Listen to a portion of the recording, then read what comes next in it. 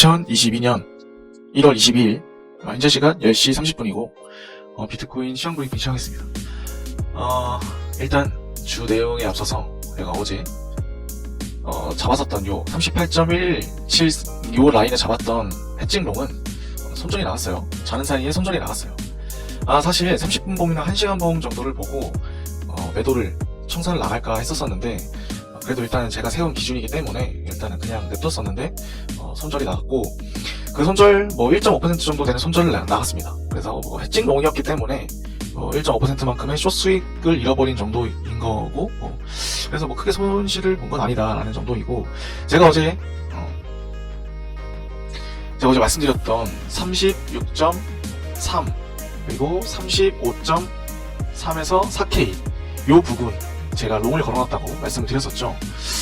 근데 지금 밤사이 하락이 나오면서 35.4K 딱 지금 FTX 거래소를 기준으로 35.399K까지 딱 나왔어요. 그래가지고 저 같은 경우에는 지금 이 포지션이 다 잡힌 상태이고, 저 같은 경우에는 보통 내려올 때마다 이 1배, 2배, 4배수 이런 식으로 2배수만큼의 물량을 넣기 때문에, 저는 원래 많아봐야 3에서 5배 정도의 레버리지를 쓰니까 이렇게 수준으로 관리를 해서 평단이 35.8 정도 됐습니다.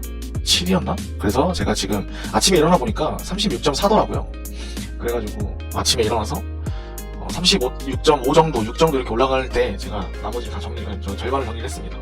절반을 정리하고 절반만 지금 가지고 있는 상태이고, 지금 그래서 수량은 약 해칭 롱이라기보다는 조금 더 많은 포지션을 들고 있다.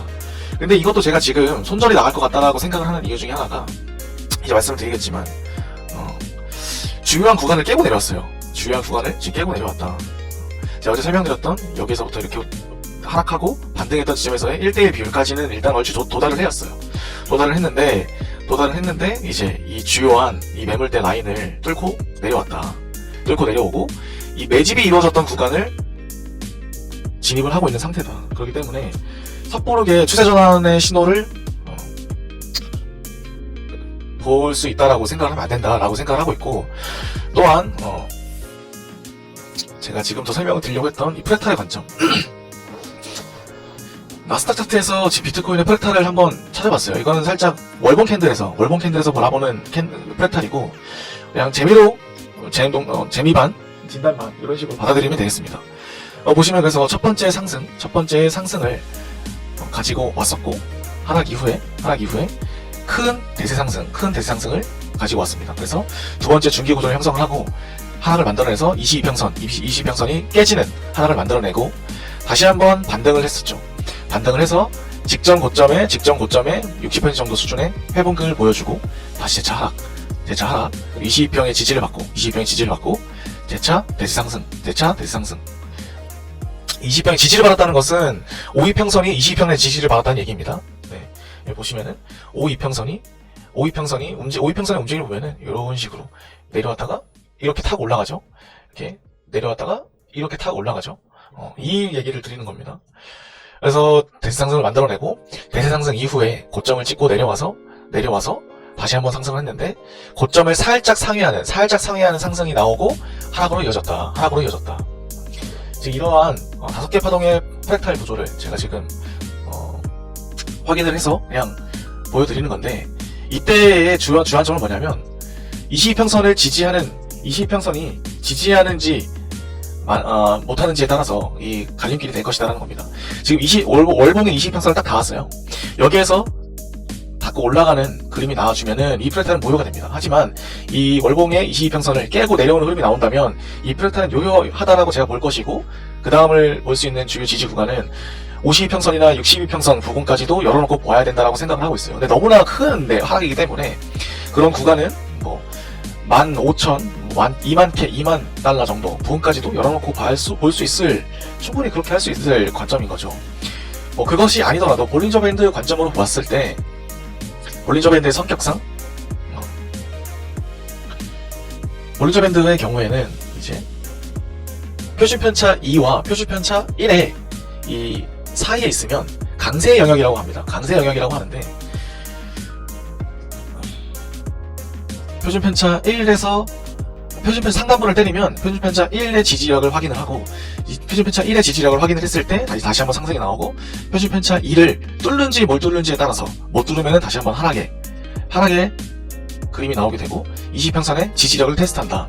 22평선의 지지력을 테스트를 해서 성공을 했을 때 다시 한번 볼펜 상단부를 터치하려고 노력을 해보지만 그렇지 못하게 됐을 때 표준편차 하단부의 1과 2 사이의 약세 영역, 이 약세 영역을 테스트하게 된다. 이 테스트하게 되는데 1에서 반등이 나올 수 있고 또는 2에서 반등이 나올 수 있다. 이런 움직임으로 보았을 때, 이런 볼린저 밴드 성질을 놓고 보았을 때, 지난번 이 나스닥의 차트를 보면은 22평선에서 표준편차 1을 뚫고 나오는 상승이 발생하고 하락이 나오고, 22평선 지지력 확인 후 다시 한번 그렇지만 볼펜 상단부를 뚫지 못하는 그렇게 하락이 나온 다음에 22평선 지지를 받지 못하고 하락이 내려오니까 표준편차 하단부 지지력 테스트를 중에서 볼펜 하단부까지 터치를 했다.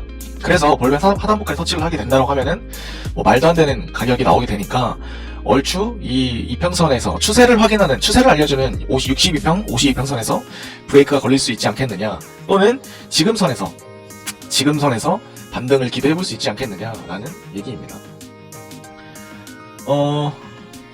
파동 에너지 관점에서도 그러니까 비슷한 면이 있습니다. 월봉 캔들의 중파동에서 이렇게 짝도의 모습을 보이면서 하락 시그널을 내포했고, 여기서도 이런 식으로 그림을 그리면서 하락을 했죠.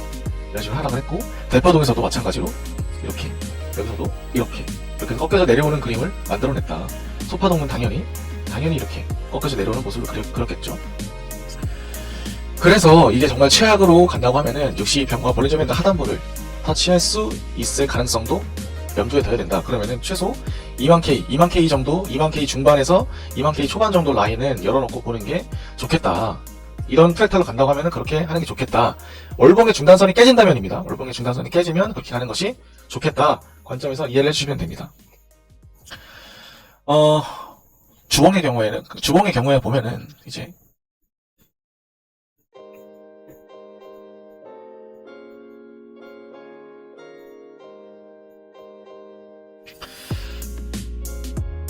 뭐 어제도 말씀드렸던 것처럼 파동 에너지 관점에서는 뭐 볼 거 없어요. 지금 뭐 약세의 기운이 강한 상태입니다. 이것이 내 다음 주에 양봉을 좀 띄우면서 그 다음 주도 한 2개 정도의 양봉 캔들이 띄워진다면 요런 식의 그림을 만들어줄 수 있겠죠. 그러면은 단기적으로는 5위평선이나 7SMMA 선까지는 회복을 해줄 수 있는 그림이 나오고, 거기서 하락이 나오면서 다시 한번 바닥 확인을 해주면은 이런 식의 그림이 나오면서 단기적으로는 주봉의 22평선까지는 터치할 수 있는 힘의 균형을 만들어낼 수 있겠다. 그러면은 이 중파동 교통경을 이런 식으로 만들어내겠죠.